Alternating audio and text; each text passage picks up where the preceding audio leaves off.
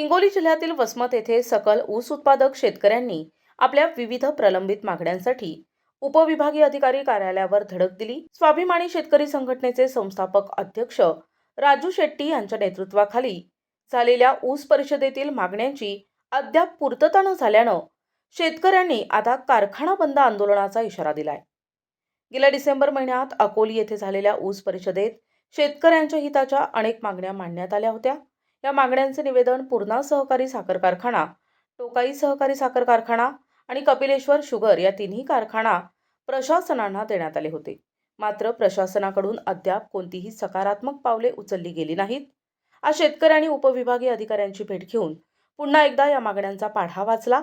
यामध्ये प्रामुख्याने ऊस दराचा प्रश्न आणि टोकाई सहकारी साखर कारखाना कुरुंदा येथील कर्मचाऱ्यांचे अनेक दिवसांपासून थकीत असलेले वेतन, पीएफचा भरणा त्वरित करावा या मागणीचा समावेश आहे।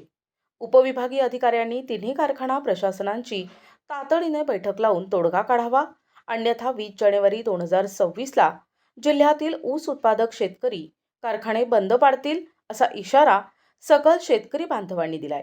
या आंदोलनामुळे निर्माण होणाऱ्या परिस्थितीला सर्वस्वी कारखाना प्रशासन जबाबदार असेल असेही निवेदनात नमूद करण्यात आले आहे। प्रतिनिधी नंदू परदेशी, NTV न्यूज मराठी, वसमत, हिंगोली।